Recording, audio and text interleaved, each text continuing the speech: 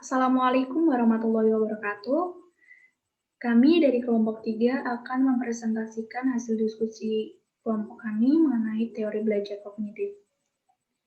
Sebelumnya, saya akan memperkenalkan anggota dari kelompok 3. Pertama, saya sendiri, Siti Nailul Muna. Yang kedua, Bekti Setianingrum. Yang ketiga, Friya Agustia Wulandari. Yang keempat, Yofi Dwi Anggun Saputri. Yang kelima, Endal Stantuni Tias. Dan yang keenam, Syarifatul Hidayah. Yang pertama yaitu pandangan tentang belajar. Psikologi kognitif menyatakan bahwa perilaku manusia tidak ditentukan oleh stimulus yang berasal dari luar dirinya, melainkan oleh faktor yang ada pada dirinya sendiri. Faktor-faktor internal itu berupa kemampuan atau potensi yang berfungsi untuk mengenal dunia luar, dan dengan pengenalan itu manusia mampu memberikan respon terhadap stimulus. Berdasarkan pandangan itu, teori psikologi kognitif memandang belajar sebagai proses pemfungsian unsur-unsur kognisi, terutama unsur pikiran, untuk dapat mengenal dan memahami stimulus yang datang dari luar. Dengan kata lain, aktivitas belajar pada diri manusia ditekankan pada proses internal dalam berpikir, yakni proses pengolahan informasi. Kegiatan pengolahan informasi yang berlangsung di dalam kognisi itu akan menentukan perubahan perilaku seseorang, bukan sebaliknya. Demikian pula, kinerja seseorang yang diperoleh dari hasil belajar tidak tergantung pada jenis dan cara pemberian stimulus, melainkan lebih ditentukan oleh sejauh mana seseorang mampu mengolah informasi sehingga dapat disimpan dan digunakan untuk merespons stimulus yang berada di sekelilingnya. Oleh karena itu, teori belajar kognitif menekankan pada cara-cara seseorang menggunakan pikirannya untuk belajar, mengingat, dan menggunakan pengetahuan yang telah diperoleh dan disimpan di dalam pikirannya secara efektif. Teori belajar konstruktivistik menyatakan bahwa pendidik tidak dapat memberikan pengetahuan kepada peserta didik. Sebaliknya, peserta didik harus mengonstruksikan pengetahuannya sendiri. Peran dari pendidik itu sendiri adalah yang pertama, memperlancar proses pengkonstruksian pengetahuan dengan cara membuat informasi secara bermakna dan relevan dengan peserta didik. Yang kedua, memberikan kesempatan kepada peserta didik untuk mengungkapkan atau menerapkan gagasannya sendiri. Dan yang ketiga, membimbing peserta didik untuk menyadari dan secara sadar menggunakan strategi belajarnya sendiri.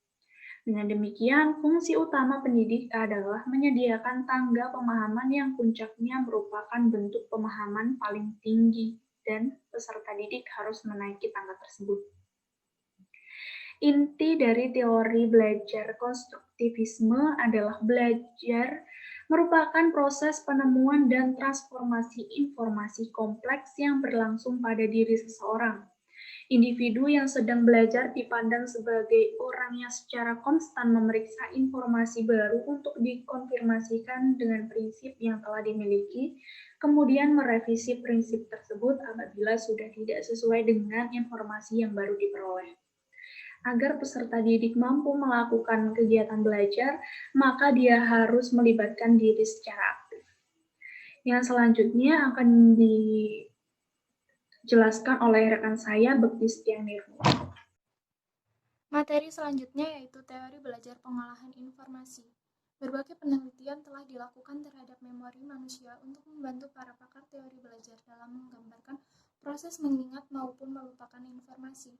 Proses ini divisualkan dalam gambar sebagai berikut. Gambar model tersebut menunjukkan titik awal dan akhir dari peristiwa pengolahan informasi. Garis putus-putus mencerminkan batas antara peristiwa kognitif internal dan dunia eksternal. Dalam proses tersebut, tampak bahwa stimulus fisik seperti cahaya, panas, tekanan udara, ataupun suara ditangkap oleh seseorang dan disimpan secara cepat di dalam sistem penampungan penginderaan jangka pendek. Apabila informasi itu diperhatikan, maka informasi itu disampaikan ke memori jangka pendek dan sistem penampungan memori kerja. Informasi di dalam STM atau WM, jika diulang-ulang atau disandikan, maka dapat dimasukkan ke dalam memori jangka panjang. Berikut dideskripsikan masing-masing komponen dalam teori pengolahan informasi. Yang pertama ada penampungan kesan-kesan penginderaan jangka pendek STSS. Komponen pertama sistem memori yang berfungsi menerima informasi baru adalah pusat penampungan kesan-kesan penginderaan atau disebut juga memori inderawi. Komponen ini berfungsi menerima dan menahan informasi dalam waktu yang singkat. Dalam sebuah penelitian, subjek penelitian diperlihatkan suatu objek sebagaimana ditunjukkan dalam gambar 3.2. Dalam waktu 50 milidetik, ditemukan bahwa kemampuan subjek penelitian dalam mengingat huruf yang berada dalam display adalah sebanyak 3, 4, atau 5 huruf. Menurut Sperling, dengan menggunakan display yang sama meminta subjek memperhatikan semua huruf di dalam display dalam 50 milidetik. Kemudian mereka diberi tugas untuk mengingat huruf-huruf pada baris pertama, kedua, dan ketiga. Dalam penelitian itu, ditemukan bahwa subjek mampu mengingat kembali huruf-huruf yang berada di salah satu baris dengan hampir sempurna. Kemampuan mengingat kembali ini terjadi karena subjek telah melihat semua huruf. Mereka, dalam waktu singkat, menahannya di dalam pusat penampungan kesan-kesan penginderaan. Stimulus yang mampu membangkitkan perhatian dapat dikelompokkan ke dalam 4 kategori, yaitu stimulus psikofisik. Variasi intensitas ukuran suara dan warna suatu stimulus dapat memunculkan respon tertentu. Pendidik yang mengajar dengan menggunakan metode ceramah dan suaranya berirama secara teratur. Misalnya suara agak dikeraskan dengan maksud untuk memberi tekanan pada isi materi tertentu, maka dapat membangkitkan respon pada peserta didik. Demikian pula dinamika pendidik dalam mengajar, seperti berjalan secara pelan-pelan sambil menjelaskan materi pembelajaran, menggerakkan tubuh yang sesuai dengan isi pelajaran, juga memiliki efek positif terhadap kegiatan belajar peserta didik. Kemudian yang kedua ada stimulus emosional. Banyak stimulus yang mampu membangkitkan respon emosi seseorang. Buku yang berisi materi bacaan seperti peragaan, penemuan sesuatu yang unik dan menakjubkan merupakan materi belajar yang mudah dipelajari dan mudah diingat oleh peserta didik, karena isi bacaan dapat membangkitkan emosi. Demikian pula pendidik yang mampu mendramatisir materi pelajaran, maka akan mampu membangkitkan emosi peserta didik yang pada akhirnya peserta didik dapat memahami pelajaran baru. Yang ketiga ada stimulus kesenjangan. Stimulus yang mampu membangkitkan perhatian sebagian bergantung pada efek kebaharuan, kompleksitas, dan keunikannya. Stimulus itu mampu menarik perhatian karena memiliki karakteristik lain daripada yang lain. Orang yang berpostur paling tinggi di antara kerumunan orang tertentu akan lebih menarik perhatian dibandingkan dengan orang yang memiliki postur tubuh rata-rata. Dalam proses pembelajaran, misalnya, pendidik dalam menjelaskan materi pembelajaran dengan menggunakan gambar dan memberikan sedikit tulisan sebagai penjelasan akan lebih menarik dibandingkan dengan ketika pendidik memberikan banyak tulisan dalam menjelaskan materi pelajaran. Kemudian yang keempat ada manding stimuli. Mad merupakan pernyataan verbal yang memiliki konsekuensi tinggi. Dalam pembelajaran misalnya, pendidik pada waktu menjelaskan materi pembelajaran tiba-tiba menanyakan, "Nah, sekarang perhatikan benda-benda di sekeliling kamu.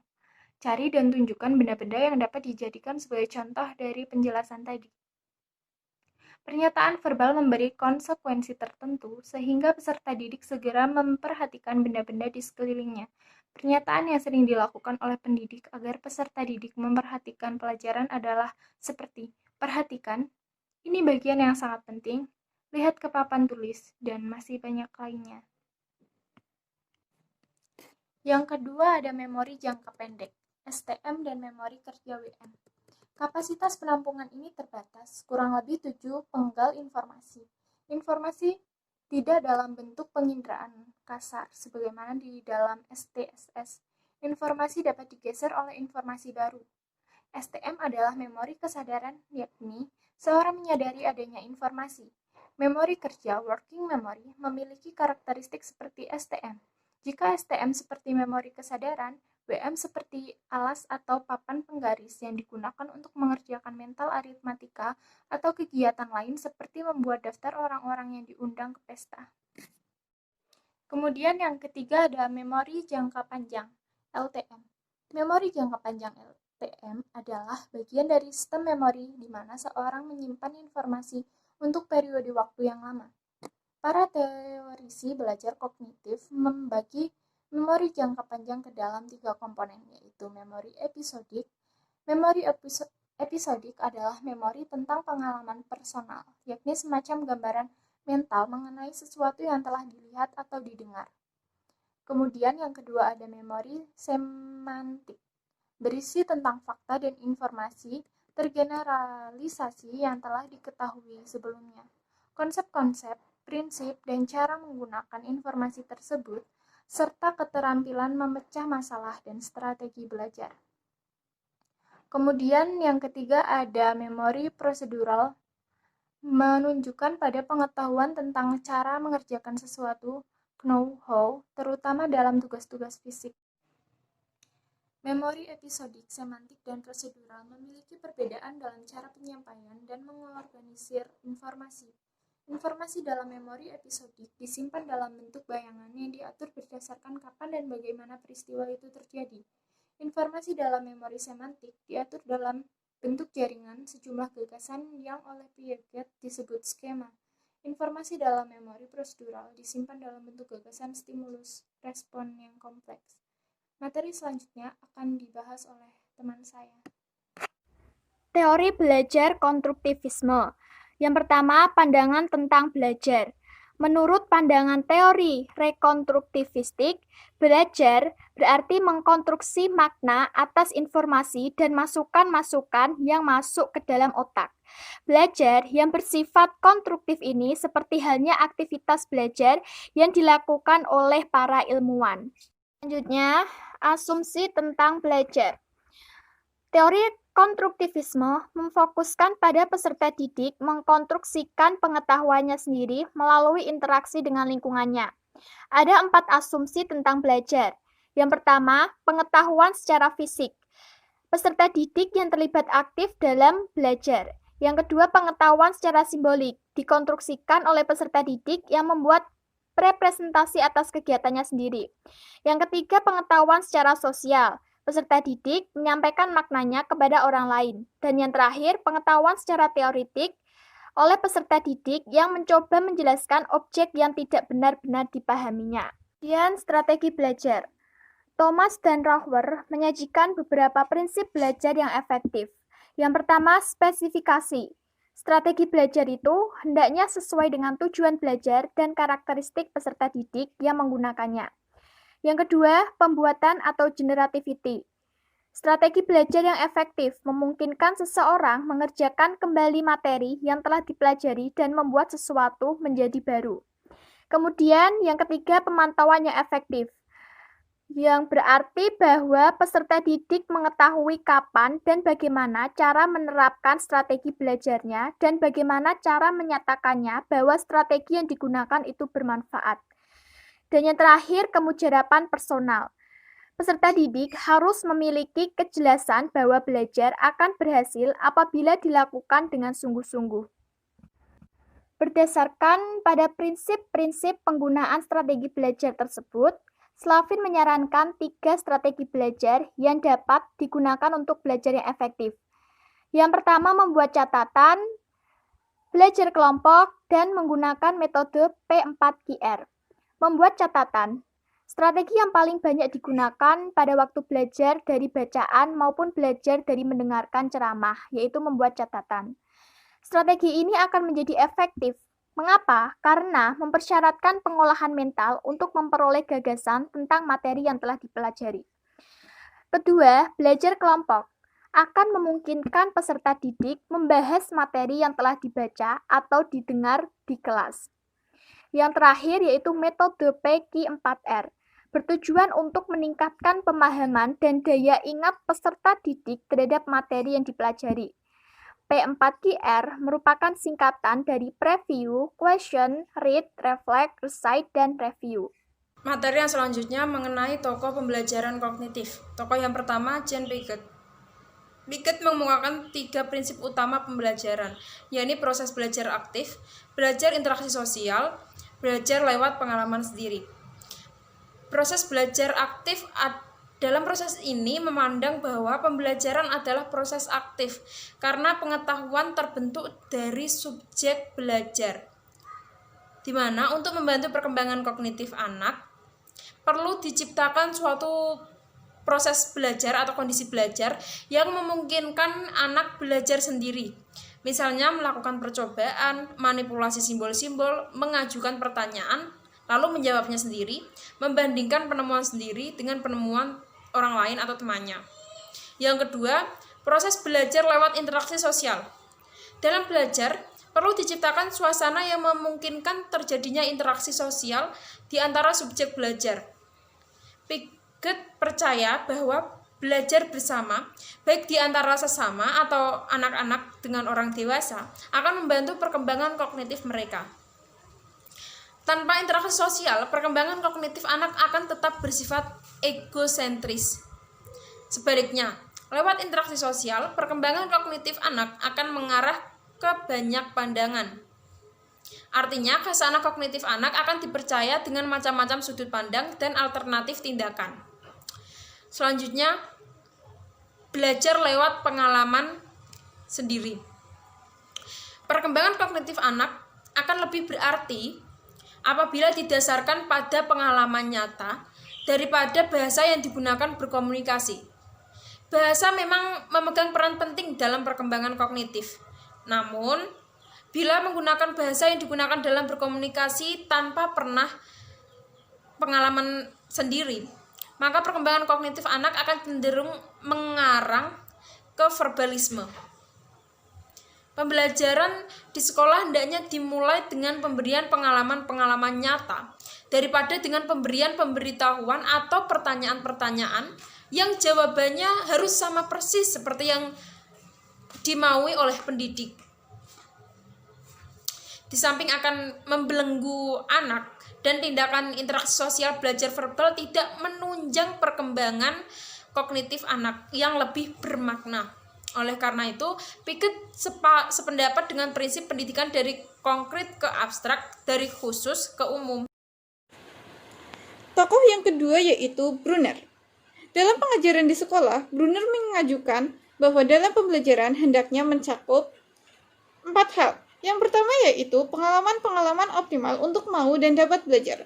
Pembelajaran dari segi peserta didik adalah membantu peserta didik dalam mencari alternatif pemecahan masalah. Dalam mencari masalah melalui penyelidikan dan penemuan serta cara pemecahannya, dibutuhkan adanya aktivitas pemeliharaan dan pengarahan. Penyelidikan alternatif dan cara pemecahannya membutuhkan pengalaman melakukan sesuatu, dan kemudian pengalaman yang positif perlu dipelihara dan dipertahankan.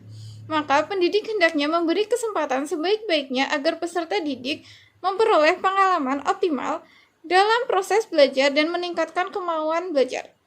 Yang kedua, penstrukturan pengetahuan untuk pemahaman optimal. Pembelajaran hendaknya dapat memberikan struktur yang jelas dari suatu pengetahuan yang dipelajari anak-anak. Struktur pengetahuan mempunyai 3 ciri, yaitu yang pertama, penyajian. Penyajian dilakukan dengan cara enaktif, ikonik, dan simbolik. Cara penyajian enaktif ialah melalui tindakan, jadi bersifat manipulatif. Penyajian enaktif didasarkan pada belajar tentang respon-respon dan bentuk-bentuk kebiasaan. Cara penyajian ikonik yaitu didasarkan atas pikiran internal. Pengetahuan disajikan oleh sekumpulan gambar-gambar yang mewakili suatu konsep, tetapi tidak mendefinisikan konsep itu. Cara penyajian simbolik. Penyajian simbolik didasarkan pada sistem berpikir abstrak, arbitrer, dan lebih fleksibel. Penyajian simbolik dibuktikan oleh kemauan seorang lebih memperhatikan preposisi atau pernyataan daripada objek-objek. Selanjutnya, ekonomis. Dalam penyajian suatu pengetahuan akan dihubungkan dengan sejumlah informasi yang dapat disimpan dalam pikiran dan diproses untuk mencapai pemahaman. Makin banyak jumlah informasi yang harus dipelajari peserta didik untuk memahami sesuatu, maka makin banyak langkah-langkah yang harus ditempuh. Selanjutnya, kekuatan. Kuasa dari suatu penyajian dapat juga diartikan sebagai kemauan penyajian itu untuk menghubung-hubungkan hal-hal yang kelihatannya sangat terpisah-pisah. Kemudian, perincian urutan penyajian materi pelajaran. Pendekatan pembelajaran dilakukan dengan peserta didik dibimbing melalui urutan masalah. Sekumpulan materi pelajaran yang logis dan sistematis untuk meningkatkan kemampuan dalam menerima, mengubah, dan mentransfer apa yang telah dipelajari. Urutan yang optimal dalam penyajian materi pelajaran dipengaruhi faktor belajar sebelumnya, tingkat perkembangan anak, sifat materi pelajaran, dan perbedaan individu. Selanjutnya, cara pemberian penguatan. Dalam teorinya, Brunner mengemukakan bentuk hadiah atau pujian dan hukuman perlu dipikirkan cara penggunaannya dalam proses belajar mengajar. Pujian dari pendidik dapat memberi dorongan bersifat ekstrinsik dan keberhasilan pemecahan masalah menjadi pendorong yang bersifat intrinsik. Tokoh yang ketiga yaitu David Ausubel.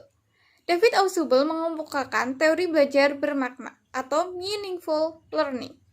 Belajar bermakna adalah proses mengaitkan informasi baru dengan konsep-konsep yang relevan dan terdapat dalam struktur kognitif seseorang. David Ausubel mengajukan 4 prinsip pembelajaran, yaitu pertama, kerangka cantolan. Pengatur awal atau bahan pengait dapat digunakan pendidik dalam membantu mengaitkan konsep lama dengan konsep baru yang lebih tinggi maknanya. Penggunaan pengaturan awal yang tepat dapat meningkatkan pemahaman berbagai macam materi pelajaran, terutama materi pelajaran yang telah mempunyai struktur yang teratur. Pada saat mengawali pembelajaran dengan presentasi suatu pokok bahasan, sebaiknya kerangka cantolan itu digunakan sehingga pembelajaran akan lebih bermakna. Yang kedua, diferensiasi progresif. Dalam proses belajar bermakna perlu adanya pengembangan dan elaborasi konsep-konsep. Caranya, unsur yang paling umum dan inklusif diperkenalkan dahulu, kemudian baru yang lebih mendetail. Berarti proses pembelajaran dari umum ke khusus. Yang ketiga, belajar superordinat. Belajar superordinat adalah proses struktur kognitif yang mengalami pertumbuhan ke arah diferensiasi. Ia tidak sejak perolehan informasi dan diasosiasikan dengan konsep dalam struktur kognitif tersebut. Proses belajar tersebut akan terus berlangsung hingga pada suatu saat ditemukan hal-hal baru. Belajar superordinat akan terjadi bila konsep-konsep yang telah dipelajari sebelumnya merupakan unsur dari suatu konsep yang lebih luas dan inklusif. Yang keempat yaitu penyesuaian integratif. Pada suatu saat peserta didik kemungkinan akan menghadapi kenyataan bahwa 2 atau lebih nama konsep digunakan untuk menyatakan konsep yang sama, atau bila nama yang sama ditetapkan pada lebih dari satu konsep. Untuk mengatasi pertentangan kognitif itu, Ausubel mengajukan konsep pembelajaran penyesuaian integratif. Caranya yaitu materi pelajaran disusun sedemikian rupa sehingga pendidik dapat menggunakan hierarki konseptual ke atas dan ke bawah selama informasi disajikan. Dari pemahaman mengenai tokoh-tokoh teori belajar kognitif yang telah disampaikan oleh rekan saya, maka langkah-langkah pembelajaran yang dikemukakan oleh tokoh-tokoh tersebut pun berbeda. Kemudian saya akan memaparkan mengenai langkah-langkah pembelajaran menurut Suciati dan Prastia Irawan tahun 2001 pada setiap tokohnya. Langkah yang pertama yaitu menurut Piaget. Menurut Piaget, langkah-langkahnya yaitu menentukan tujuan pembelajaran. Yang kedua, memilih materi pelajaran. Kemudian yang ketiga, menentukan topik-topik yang dapat dipelajari siswa secara aktif. Yang keempat, menentukan kegiatan belajar yang sesuai untuk topik-topik tersebut. Misalnya, dengan melakukan penelitian, kemudian memecahkan masalah, diskusi, dan lain sebagainya. Yang kelima, mengembangkan metode pembelajaran untuk merangsang kreativitas dan cara berpikir siswa. Lalu yang keenam yaitu melakukan nilai proses dan hasil belajar atau evaluasi. Selanjutnya yaitu langkah-langkah pembelajaran menurut Brunner. Langkah pembelajaran yang pertama yaitu menentukan tujuan pembelajaran. Lalu yang kedua, melakukan identifikasi karakteristik siswa.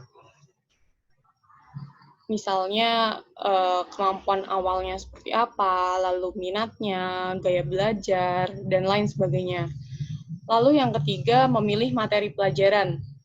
Yang keempat, menentukan topik-topik yang dapat dipelajari siswa secara induktif. Nah, secara induktif ini yaitu pembelajaran langsung, tapi sangat efektif untuk membentuk siswa mengembangkan keterampilan berpikir tingkat tinggi dan kritis. Jadi, pembelajaran ini guru harus aktif atau terampil bertanya,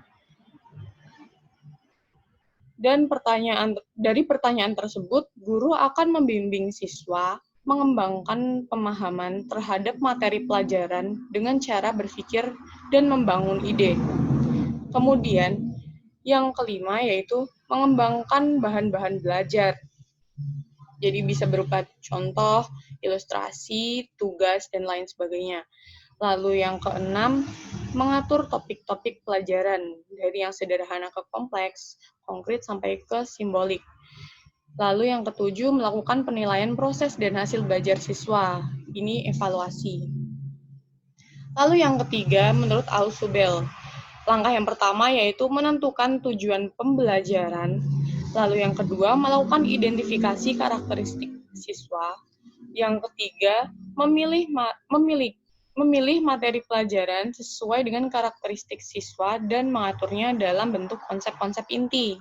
Lalu yang keempat, menentukan topik-topik dan menampilkannya dalam bentuk advanced organizer yang akan dipelajari siswa. Lalu yang kelima, mempelajari konsep-konsep inti tersebut dan menerapkannya dalam bentuk nyata. Lalu yang keenam, tentunya evaluasi. Materi mengenai lupa dan ingat. Mengapa seseorang mengingat sesuatu dan melupakan sesuatu? Pertanyaan ini adalah pertanyaan yang sering muncul dalam proses belajar. Peristiwa ini disebut juga dengan peristiwa lupa dan ingat.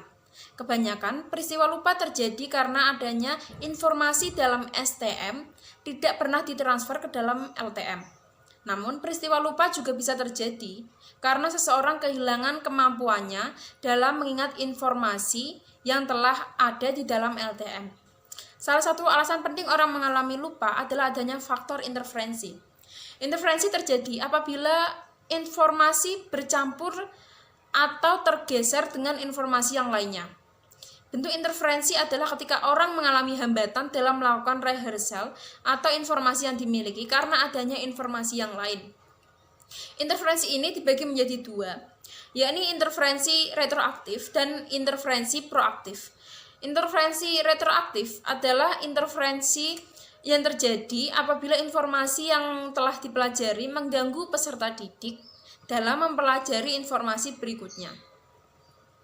Misalnya, apabila kita mempelajari bab dalam buku yang telah kita pelajari sebelumnya, kemampuan ini atau ingatan ini mengganggu kemampuan kita dalam mempelajari dan mengingat bab berikutnya.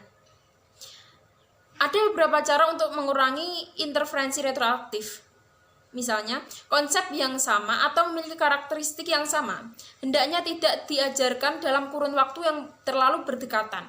Misalnya, peserta didik hendaknya benar-benar memahami atau mengenal huruf B sebelum ia belajar huruf C. Yang kedua, menggunakan metode pembelajaran yang berbeda dalam mengajarkan konsep yang sama, atau menggunakan metode pembelajaran bervariasi dalam mengajarkan konsep yang sama. Selanjutnya, interferensi proaktif. Interferensi proaktif ini terjadi apabila informasi yang baru dipelajari mengganggu seseorang dalam mengingat informasi yang telah dipelajari sebelumnya.